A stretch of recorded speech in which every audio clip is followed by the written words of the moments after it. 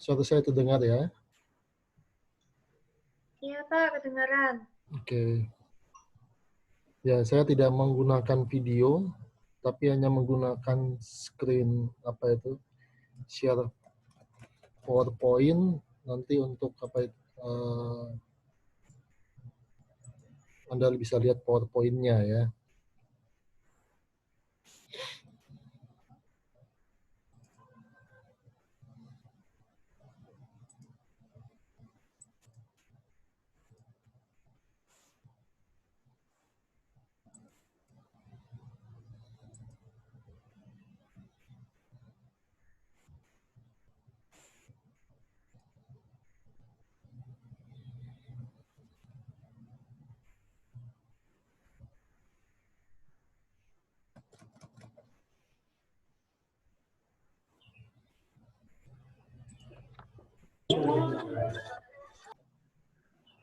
Oke, bentar ya.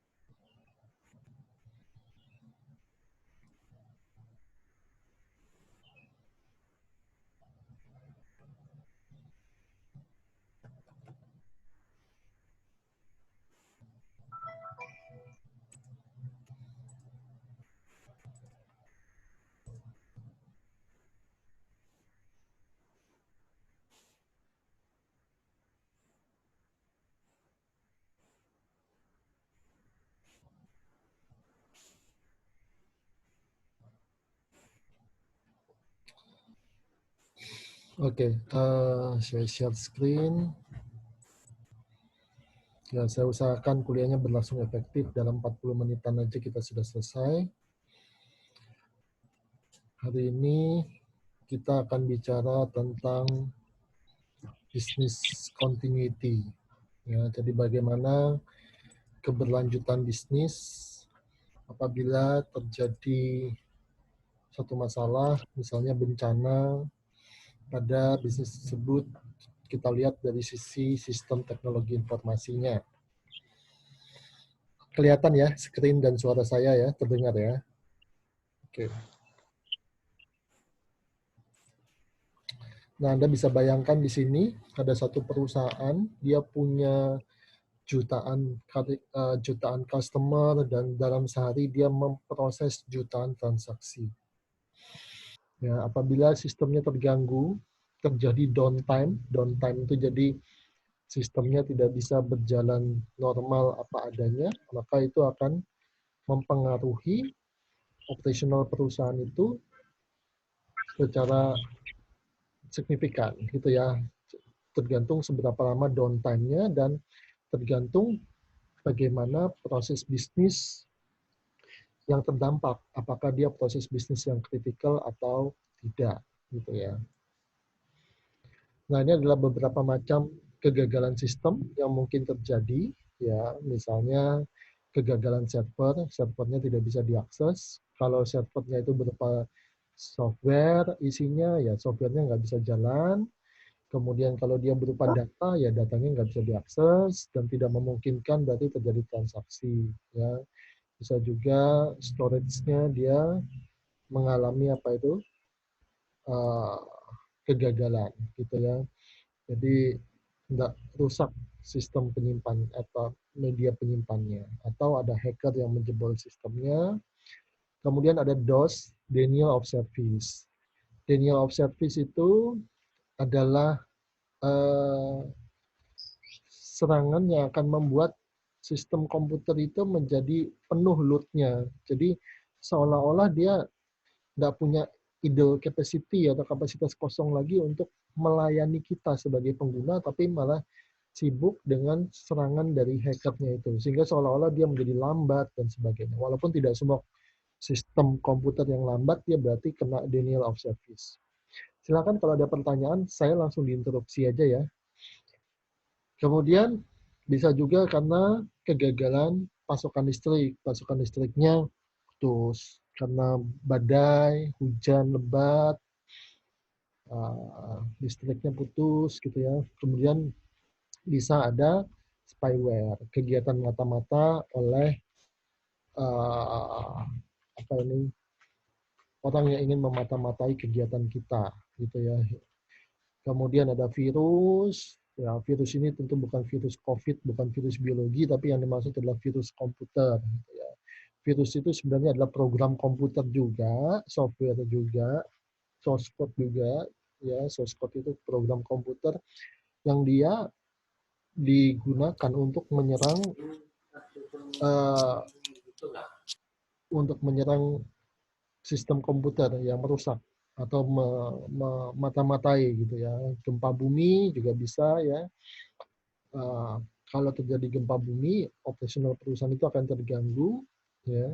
Kemudian juga bisa karena karyawan, baik karena ketidaksengajaan maupun kesengajaan. Misalnya karyawan yang Anda pecat sakit hati kemudian dia merusak ke dalam sistem Anda. Nah, ini tentu akan mempengaruhi bisnis perusahaan. Nah, dalam business continuity, keberlanjutan sistem, langkah pertama yang kita lakukan adalah business impact analysis atau BIA, business impact analysis. Dari business impact analysis ini melihat seberapa dampak terhadap bisnis Anda apabila proses bisnis itu terganggu karena sistemnya mengalami downtime. Nah, tentu makin kritikal, makin penting proses bisnis di dalam rantai pasok atau di dalam supply chain itu, dia tentu akan berpengaruh besar terhadap operasional perusahaan. Ya, nah di situ kita harus melihat bisnis mana yang dia dikatakan penting atau strategi. Bencana apa yang mungkin terjadi, misalnya kalau di Indonesia, karena Indonesia itu berada pada cincin api, maka dia akan sering menimbulkan gempa bumi misalnya. Kemudian dampaknya terhadap organisasi secara keuangan misalnya. Secara keuangan misalnya dia akan menyebabkan perusahaan tidak bisa membayar tagihan yang masuk. Secara hukum misalnya dia tidak bisa menyelesaikan kontrak-kontrak dengan customer atau dengan pemasok, bisa dituntut. Secara human life mungkin bisa menimbulkan korban tewas gitu ya, atau secara reputasi dia akan gagal melaksanakan operasionalnya sehingga nama baik perusahaan menjadi jeblok, menjadi jelek gitu ya. Kemudian ini terkait dengan waktu recover. Downtime-nya itu berapa lama sampai kita pulih kembali. Ya. Nah, ini dikatakan bisa kita dapatkan jawabannya dengan melakukan wawancara dengan pengguna IT yang menjadi key users-nya, pengguna utama di dalam sistem itu. Ya. Nah, kemudian klasifikasi dari kerusakan sistem yang diakibatkan oleh bencana itu bisa bisa mulai dari kategori ringan sampai kategori krisis. Ya, kalau ringan itu negligible gitu ya, berarti tidak ada kerusakan yang signifikan gitu ya. Minor ini kecil gitu ya. Major ini kerusakan besar. Kalau krisis ini kerusakan hampir total sehingga dia bisa menyebabkan operasional perusahaan itu terhenti gitu ya. Nah, minor, major, dan krisis ini dikatakan harus didokumentasikan di dalam audit sistem dan harus dilacak, di tracking untuk memungkinkan terjadinya perbaikan kalau hal tersebut terjadi. Silakan kalau ada pertanyaan. Ya. Nah, di dalam book audit system itu kita bisa misalnya menuliskan macam-macam jenis bencana yang terjadi. Ini PPT kan sudah saya pasang di mana ini di URS. Silakan nanti kalian baca lebih detail. Tentu saya mewajibkan seperti biasa, saya mewajibkan kalian membaca buku CISA exam-nya itu ya, karena itu detail yang harus kalian pelajari. Nah, ini macam-macam bencananya, kemudian bencana itu akan mempengaruhi apa gitu ya, dan kemudian impact-nya, apakah dia impact-nya besar, krisis, major, menimbulkan tuntutan hukum gitu ya. Nah, apa dampaknya? Nah, ini kita bisa buat tabelnya seperti ini. Nah, kemudian ini adalah recovery time, waktu untuk terjadi pemulihan. Ya, ada interruption windows, ya. Interruption windows ini adalah durasi organisasi dapat menunggu antara terjadinya kegagalan sistem hingga sistem itu mengalami pemulihan. Walaupun pemulihannya belum full ya, yang Anda lihat pada interruption windows ini pemulihannya belum full karena dia kemudian beroperasi pada alternate mode ya, alternate mode. Jadi pada sistem cadangan, pada sistem cadangannya. Nah, di sini ada service delivery objective, level layanan dalam sistem cadangan ya, level layanan pada sistem cadangan. Nah, namanya aja sistem backup cadangan, ya pasti biasanya dia tidak akan bisa memenuhi semua kebutuhan itu secara full. Jadi nggak bisa 100% capacity. Biasanya mungkin 70%, 80%, 50%. Jadi dia akan lebih rendah daripada layanan regulernya. Nah, waktu ketika kita berada pada sistem alternatif dan terjadi ketika gangguan itu adalah maksimum tolerable outage, yaitu maksimum waktu kita berada pada sistem cadangan, gitu ya. Setelah itu baru kemudian dia akan mengalami perbaikan, ya, mengalami backup-nya. Ada pertanyaan dulu sampai di sini? Ya, suara saya masih terdengar ya. Oke. Nah, ini adalah business continuity, ya, definisinya. Melayani critical, layanan critical ketika terjadi gangguan terhadap sistem. Ya, jadi bagaimana sih bisnis itu tetap berlangsung, ya, terutama pada critical. Critical ini layanan yang sifatnya penting, nggak boleh berhenti. Kalau berhenti, impact-nya akan sangat besar. Tapi ada juga bisnis proses di dalam perusahaan, proses bisnis di dalam perusahaan yang dia non-critical, tidak critical. Jadi kalau dia terjadi sesuatu, ya tidak ada masalah yang terlalu besar dampaknya. Nah, itu nggak apa-apa dia berhenti sementara. Kemudian ada disaster recovery, ya. Jadi bagaimana pemulihan ketika terjadi downtime terhadap sistem informasi komputer. Ya. Kemudian alternate process mode ini adalah layanan yang dilakukan oleh sistem backup. Ya. Backup itu dari sistem cadangan. Ada server cadangannya, ada hard disk cadangannya, ada komputer cadangannya, dan ada lokasi untuk backup sistemnya. Kemudian disaster recovery plan ini adalah bagaimana perusahaan bertransisi beralih ke modus cadangan sistem apabila terjadi gangguan pada sistem itu. Ya. Dan kemudian juga restoration plan, ya, bagaimana perusahaan beralih pada sistem full regulernya. Jadi sistem seperti semula ketika sebelum terjadi downtime atau gangguan pada sistem. Ya. Nah, kemudian muncul istilah ini RPO dan RTO, Recovery Point Objective dan Recovery Time Objective. Recovery Time Objective itu adalah tujuan kita. Berapa lama kita bisa beroperasi tanpa sistem yang reguler, gitu ya. Berapa lama. Nah, kita merencanakan, misalnya dalam 24 jam, kalau sistem itu terjadi downtime, dia harus sudah mengalami recover misalnya ya, recovery time objektifnya 24 jam. Berarti kita harus membuat sistem backup atau sistem cadangan yang nanti dalam 24 jam dia akan bisa beroperasi ya. Sedangkan recovery point objektif adalah berapa banyak data yang kita bisa toleransi hilang kalau sistem kita itu mengalami downtime atau mengalami gangguan. Apakah misalnya 1 minggu gitu ya. Nah, berapa lama toleransi ini akan mempengaruhi seberapa sering kita melakukan backup. Misalnya kalau backupnya seminggu sekali, pada titik terburuk tentu data yang hilang adalah dalam 1 minggu. Tapi kalau backupnya itu frekuensinya 1 hari sekali, berarti dalam titik terburuk ketika downtime, data kita cuma hilang 1 hari. Kalau backupnya tiap jam sekali, dalam titik terburuk, data itu mengalami kehilangan, ya maksimum data yang hilang 1 jam. Tentu makin pendek recovery point objektifnya, kita harus melakukan backup data itu makin sering. Ada pertanyaan sampai di sini? Silakan. Nah, kemudian ada istilah orphan data. Orphan data ini adalah data yang hilang dan tidak pernah kembali lagi. Ya.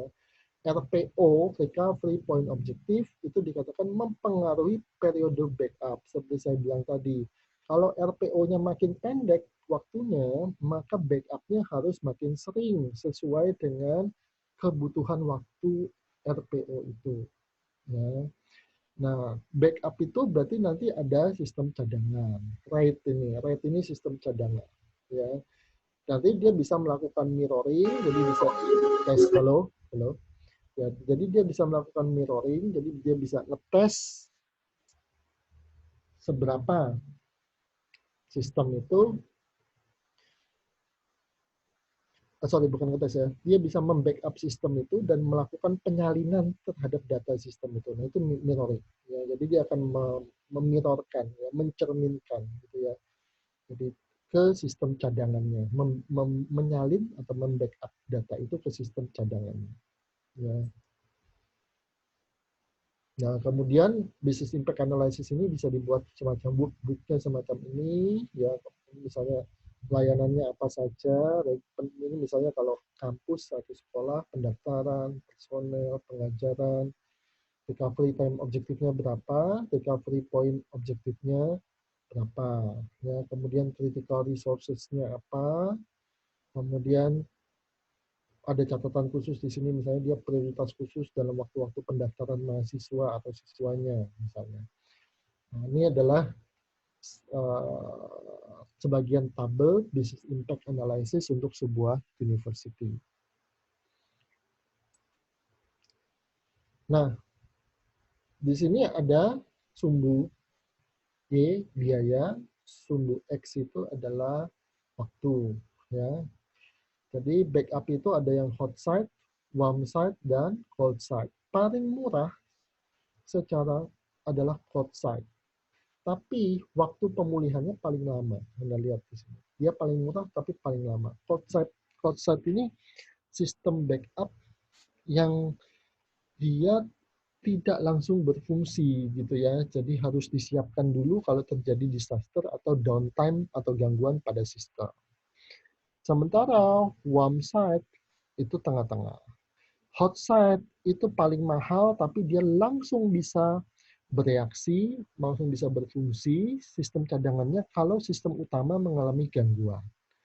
Hot site ini tentu paling mahal karena sistemnya harus beroperasi terus-menerus, harus ada yang mengelola, tempatnya dedicated, bebas dari bencana, sehingga ketika disaster atau gangguan terhadap sistem itu terjadi, dia akan langsung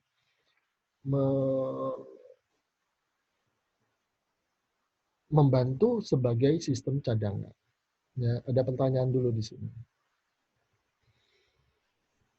Ya, jadi nanti dia ada sistem cadangannya, ya ini sistem RAID mirroring ini. Jadi ada semacam server cadangan, nanti dia akan memirrorkan, menyalin data itu dari sistem utama ke sistem cadangan. Ada pertanyaan? Ini ya, nah ini contoh yang saya cerita tadi secara. Jadi hot site itu sistem cadangan yang siap pakai dalam hitungan jam. Warm site itu siap beroperasi dalam hitungan hari, ya mungkin tidak ada pasokan listriknya, tapi sudah ada storage-nya, sudah ada jaringan komputernya, dan peripheral atau antarmuka komputer satu perangkat dengan perangkat yang lain. Ya, kalau hot site ini yang saya bilang paling murah tadi, ya suwe lambat beroperasinya dalam hitungan minggu, tapi dia paling murah. Sudah ada mungkin kabel listriknya, sudah ada AC-nya, sudah ada ruangannya, tapi belum siap beroperasi penuh. Ya.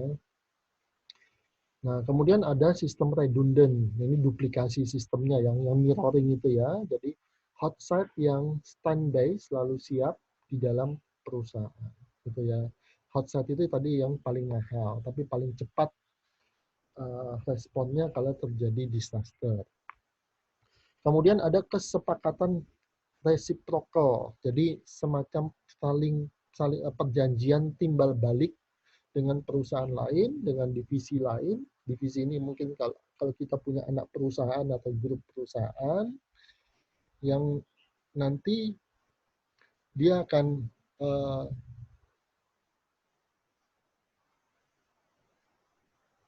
bisa untuk uh, berbagi risiko gitu ya. Bentar. Saya merekam.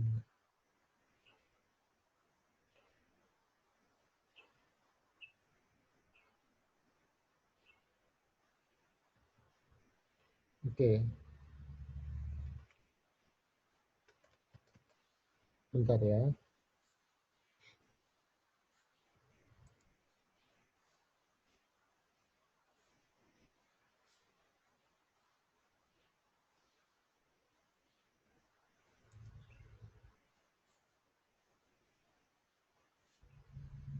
Ya, saya record ininya dulu ya, kehadiran kalian bentar.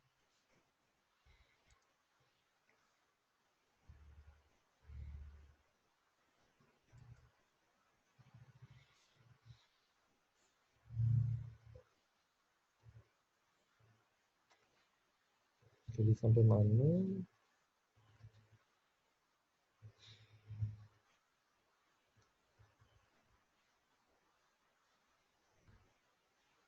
Nah, ini ya. Jadi reciprocal itu dia ada kesepakatan dengan pihak lain gitu ya, perusahaan lain atau dengan divisi lain di dalam perusahaan kita untuk saling bantu kalau sistemnya mengalami gangguan. Kemudian ada mobile site, jadi ini semacam sistem backup cadangan yang sifatnya mobile, menggunakan kendaraan tertentu yang menggunakan bantuan satelit. Ya.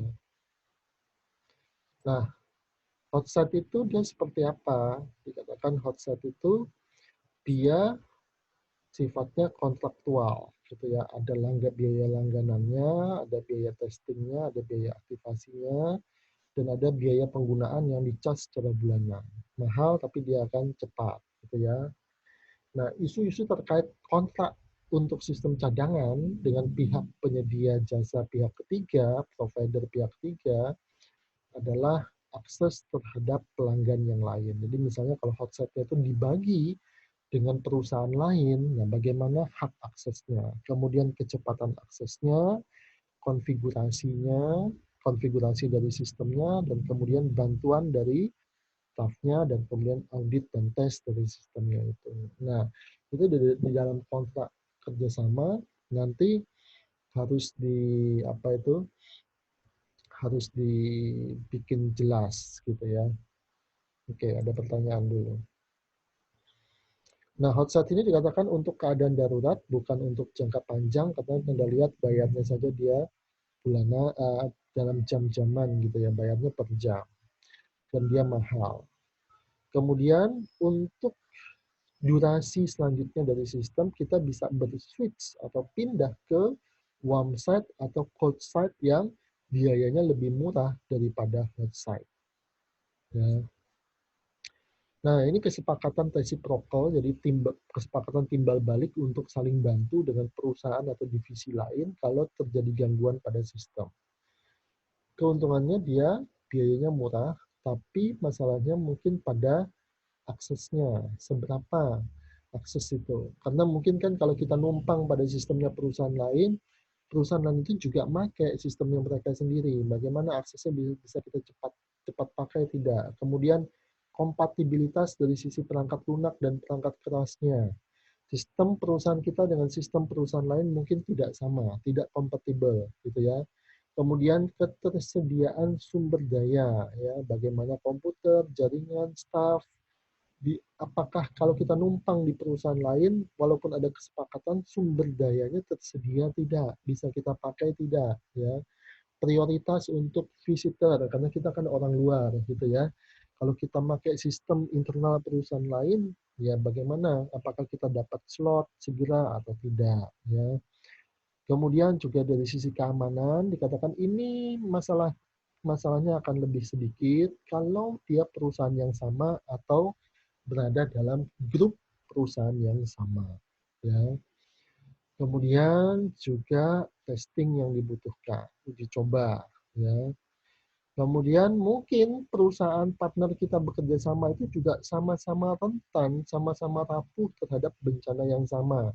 Apalagi kalau dia berlokasi tidak berjauhan dari perusahaan kita.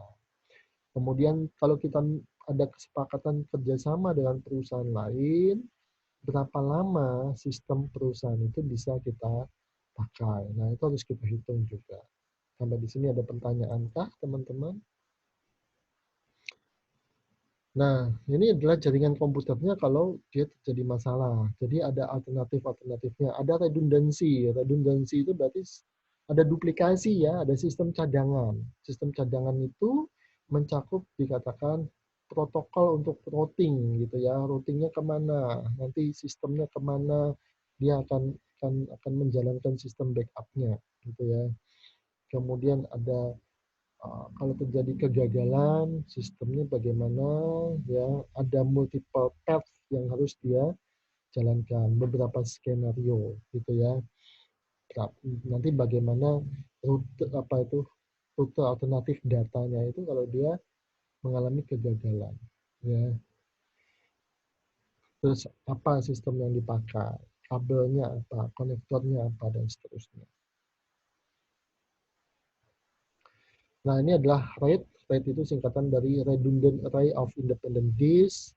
Ini adalah konsep sistem backup atau cadangan pada media penyimpan atau storage hard disk di komputer yang nanti entah dia menggunakan hard disk atau storage yang sama atau cloud computing yang sama atau dia menggunakan sistem penyimpan yang berbeda gitu ya. Nah, kalau dia sama, pada dia berarti dipecah-pecah gitu ya. Tapi sebenarnya storage-nya sama. Atau dia menggunakan storage yang berbeda. Itu bisa. Ya. Nanti dia bisa melakukan mirroring. Mirroring berarti dia menyalin. Ya. Kalau stripping, itu berarti datanya dipecah menjadi beberapa cluster di dalam storage yang berbeda-beda clusternya. Walaupun dia mungkin secara fisik satu kesatuan storage, tapi secara logik, secara sistem, dia bisa menjadi storage yang berbeda. Gitu ya. Silakan kalau ada pertanyaan. Ya, ini recovery point objektif tadi, ya, ini bisa dibuat tabel juga seperti ini, pendaftaran, RPO-nya berapa jam, kemudian treatment khususnya misalnya ada sistem backup-nya tadi berupa mobile site dan sistem storage cadangan dalam bentuk RAID, ya, redundant array of independent disk tadi itu, kemudian pengajaran dan sebagainya. Nah, ini bisa dibuat tabelnya seperti ini. Ini contoh untuk sekolah ya, sekolah atau kampus mungkin. Nah, proses di dalam business continuity itu dikatakan kita harus melakukan business impact analysis ya. Jadi yang nanti proses bisnis yang terdampak itu apa gitu ya, dan dampaknya itu apakah dia proses bisnis yang kritikal atau tidak, sehingga kita membutuhkan sistem cadangan yang harus langsung berfungsi atau ya ini nggak apa-apa bisa ditunda dulu, tertunda proses bisnisnya nggak apa-apa, dia tidak akan menimbulkan bottlenecks pada supply chain di dalam perusahaan kita gitu ya. Oke. Nah, kemudian juga kita bisa menentukan modus alternatif ya, kemudian memprioritaskan layanan untuk mensupport layanan yang kritikal, kemudian mengembangkan sistem disaster recovery, dan mengembangkan business continuity process untuk pemulihan dan keberlanjutan perusahaan kita. Karena perusahaan itu kan didesain untuk jalan terus, gitu ya. Kemudian semua rencana untuk business impact analysis, disaster recovery, business continuity plan untuk supaya bisnisnya bisa berjalan, semuanya adalah dokumentasi, adalah rencana sehingga dia harus dites. Seberapa visibility rencana di dalam dokumentasi Business Impact Analysis BIA kita itu, BCP kita itu, dan DRP, Disaster Recovery Plan kita itu bisa berfungsi, bisa berjalan.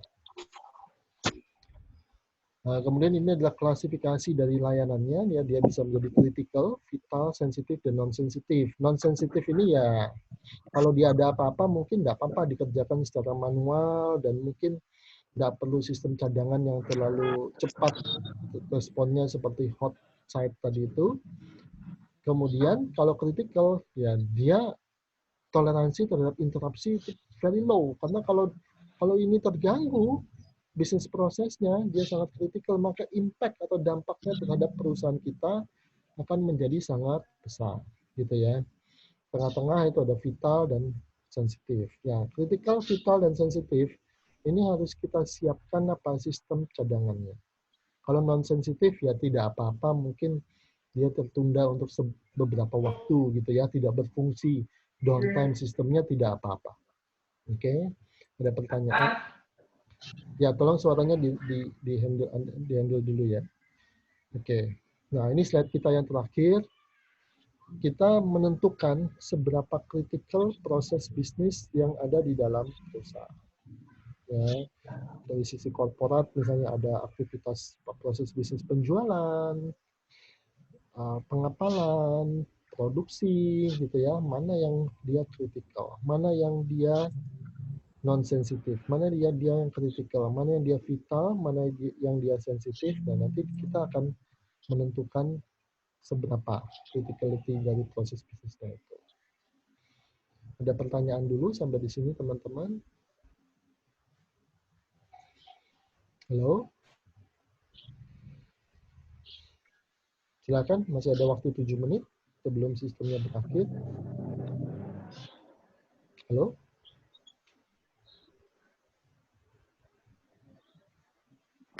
Tidak ada, Pak. Oke. Ya, ya. Nanti silakan dipelajari lagi ya, dipelajari lagi. Ada beberapa pertanyaan di sini ya. Misalnya ini, kira-kira jawabannya apa? Ya, kita masih punya waktu beberapa menit. Saya masukkan ini, pertanyaan, kira-kira apa jawabannya?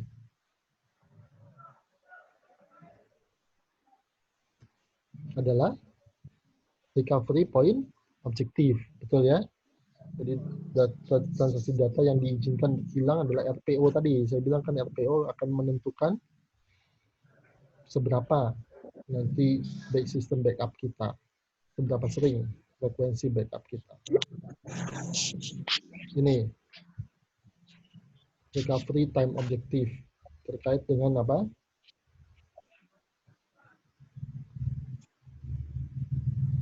Sensitif atau layanannya tidak sensitif. Recovery time objektif itu ya.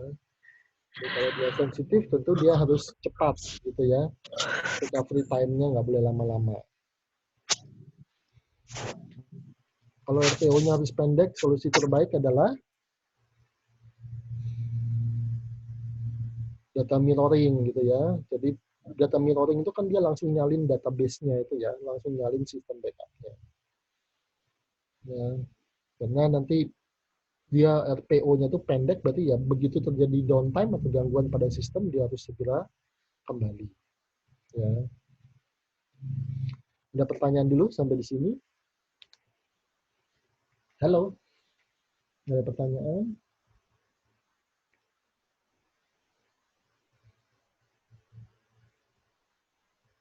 Halo? Ada yang bingung?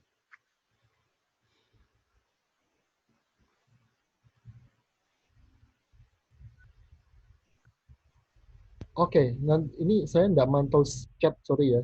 Nggak terlalu mantau chat, tapi nanti saya kasih record-nya ya. Ini harusnya ter-record. Materinya saya record, kemudian kalau berjalan lancar nanti recordnya saya masukkan ke YouTube dan linknya saya masukkan ke ULS untuk minggu ke-9. Ya. Ada pertanyaan lagi teman-teman? Tidak ada, Pak. Terima kasih. Oke, sama-sama. Oke. Oke, thank you. See you ya. Saya stop share.